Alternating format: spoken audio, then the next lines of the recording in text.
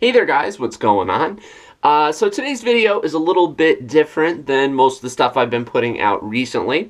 It is not the first of its type. I don't believe I've done a video of this particular kind on this channel, but I used to do them a couple of different times over on my old channel before I did these sort of things in a written form.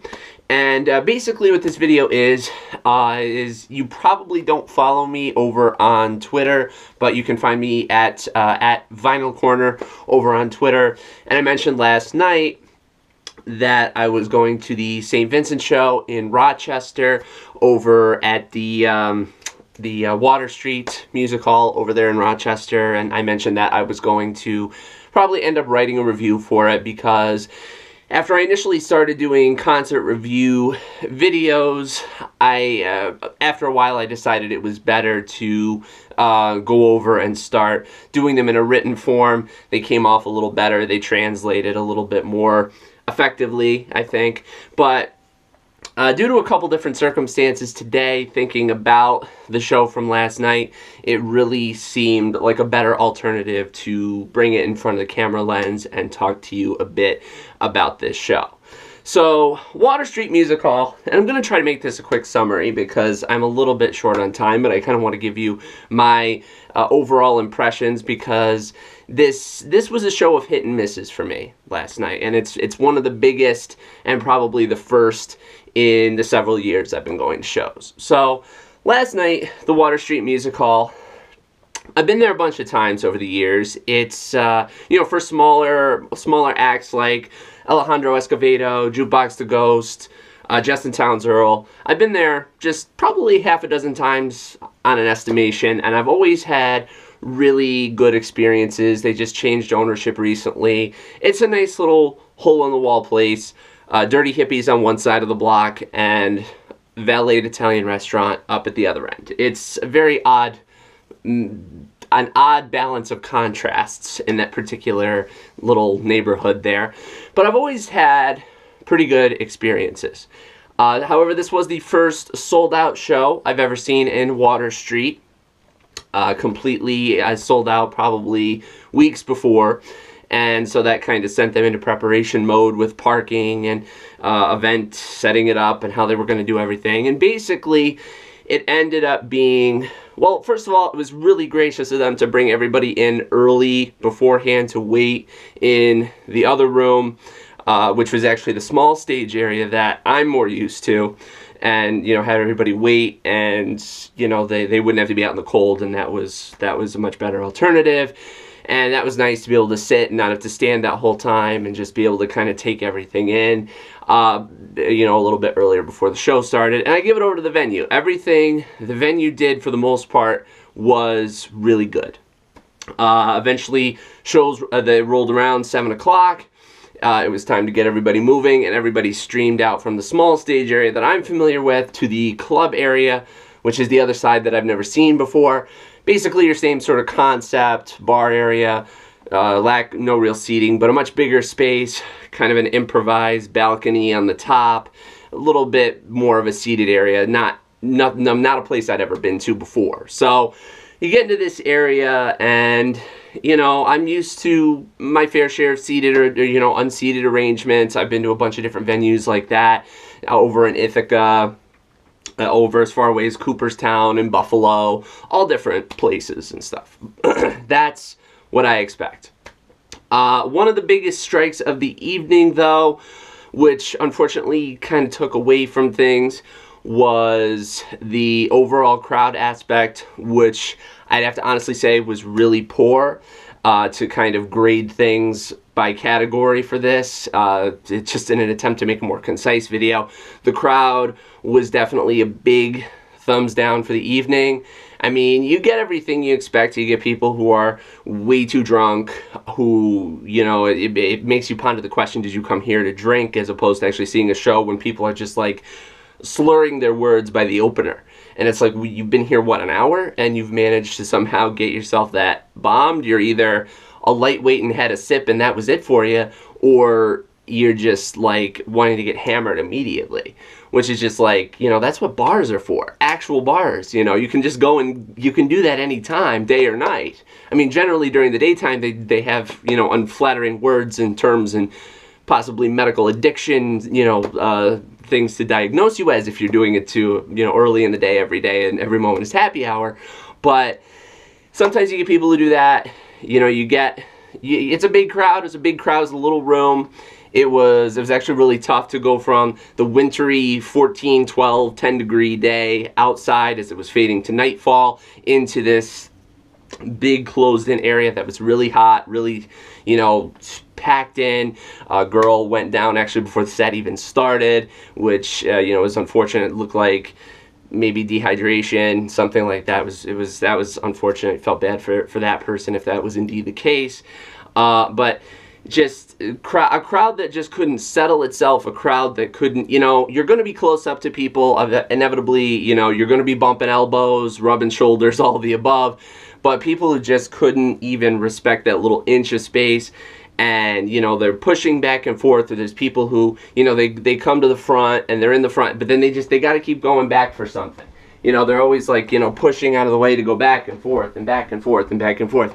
And, you know, I think that's all right to a respect, but if you get right up there to the front, take your position. You know, you were lucky enough to get there, keep your position. You know, just stop bumping and moving people out of the way over and over and over and over again, and then just stop crowding people. You know, you get people who are inebriated or whatever, and then they just like, they lose even that little inch of personal space, and it just is, it's a real annoying free-for-all with people, and you're just trying to stand there and just, you can barely point your feet forward.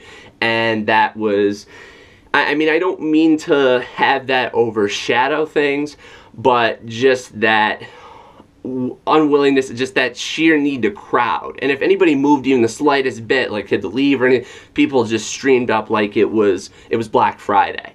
You know, it was really bad. And I unfortunately, you know, I don't mean to have that take away from the show aspect, and I don't mean to go on about that at length, but that's a hard thing to do. You know, you go to these shows, you go to these concerts, at least, you know, I do from a musical perspective, and you wanna let your mind go, and you wanna just like drown without drowning.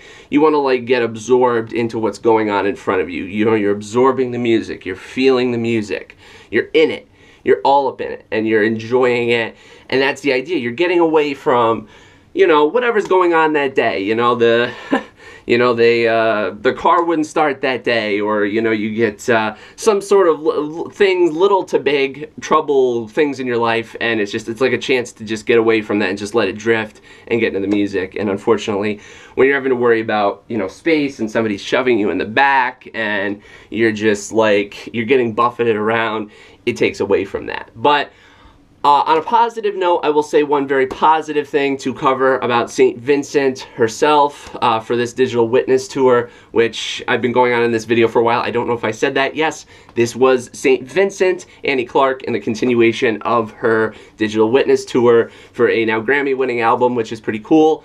And her set, for the most part, I did not actually see the whole thing. It was kind of cut short by the events of the evening.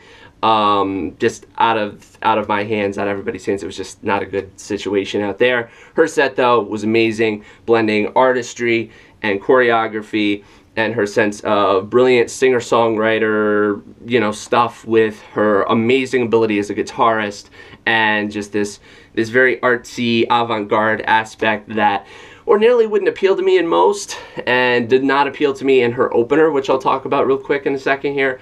But she really knows how to make that work, and if anything, since I saw her in Buffalo last year, she's only tightened that act up more and more and more and more, made it more manic, more smooth, more combination of all these things together, just brilliant blending without like just seams, and it's brilliant. She's really honed it into such a fine art, and it's a pleasure to watch. So that part is amazing. I give St. Vincent a big, you know, 2 big thumbs up. Her opener, on the other hand, and I do have to get going here, so I'm going to probably cut this a little bit short, is her opening. I saw an opener for her that played instrumentals, and I could not get names for either of these people. I do apologize for not having names. I looked around and I couldn't find them.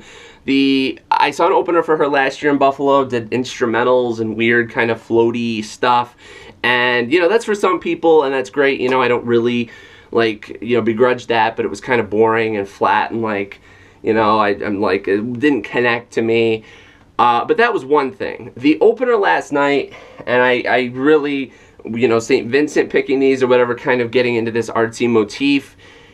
It was this Norwegian group. That's the most I could get. I could not get the name. I have to look these things up later because I can never understand them on stage when they say their name. They were apparently from Norway. Was this terrible excuse for avant-garde, for artsy, for college art house. Oh, I can do anything, and, you know, I can make it sound and like this, and I can do this, and it can be edgy and cool, and it's art. And, you know, I'm sorry, you can make art. You know, there are plenty of people, amazing people in this world, making great art, great music, great paintings, great sculpture, great writing, great metalwork, great everything under the sun that is art. But there are such things, there is such thing as needing a buffer or an editor or someone to say, you know what, just because you can scream into a microphone or yell into a microphone as loud as you can something about YouTube, and you can have one of your bandmates sit in front of a projector screen eating a banana with the close-up on her eating a banana, you can make that, you could say that and call it art, but I'm here to disagree and say I don't know what the hell you're even thinking you're doing, because I have never, I literally sat there through that set, a painful set, the worst opener I have ever seen, and I thought to myself, what am I watching right now? What is this music? There were no instruments. You know, I'm fine with that debate. You know, people go back and forth between needing natural instruments and you know, and electronic stuff. It was all synthesizers and just this girl singing, and then this other girl that was there for the artistic aspect of it, apparently. You know, I'm fine with that debate, and I'm fine with how that works. You know, people are going to do things in a different way, and I like a lot of music that has synthesizers and does things in a more electronic way and has beats and stuff like that. But when you just put beats up alongside a girl that seemed like she could sing, but didn't really like to have a vocal range so much as just kind of like randomly yelling and then singing things and then talking things at some point, and then a girl who's there to eat a banana in front of a projector screen, I really have to honestly question how the hell you not only think you're in music, but you also get St. Vincent to notice you, and this is how you're opening. You know, this is my opener. This is my opener. This right here, I call this music. I call it strange and mystical and all of this stuff. And it's like, you know what? Just because you want to be Lou Reed or the Velvet Underground doesn't mean that you are. And I'm sorry for that. You know, I'm sure they're very nice people. They're Norwegian. It's guaranteed. They're very nice. You know, that's a great thing. And I don't mean to slag off on anybody like that just because, you know, I'm a quote-unquote reviewer, a little amateur reviewer who can just get in front of a camera and say whatever. But honestly, if you had been there, it was dreadful. It was absolute garbage and a terrible excuse for music and just a really crappy opener and one of the worst I'd seen. And thank goodness for St. Vincent's set, you know, as good as it was before having to go and just having had enough of it, and, you know, because that was a real positive. But the rest really left a bad taste in my mouth, and I really am bummed that it happened like that, and that, you know, the crowd really took away from it. This terrible opener just took away from it, and it just you know, it wasn't good. And that part really, you know, and I'm glad St. Vincent is doing what she's doing, and her music has never been tighter and more like just, it kicks your ass, and she's a force to be reckoned with, and she's unbelievable. You know, that stuff is great, but there were just some really hard factors tonight that really, last night, that made it really hard to get through the set, and it's too bad. This was one of the most uneven shows I think I've experienced in doing this like the last 3 years now, and not really a great way to kick off 2015. But I gotta get out of here now, guys. I think I've already overspent my time. I want to thank you for listening to this review. I'm gonna probably try to post this over on my WordPress blog, because that's where it was supposed to go if I did it in text form, but I had some things I had to get off my chest, and I hope you appreciate it, because it makes me feel a little bit better to get it, to say it, and just because this stuff is really important to me, and it means a lot to go and do these things and, you know, be able to experience amazing music and artists and stuff. And when you get a bad experience, it's just like, it isn't just so much like, oh, I can leave a bad Yelp review and say, oh, 1 star, you know. It's not like that.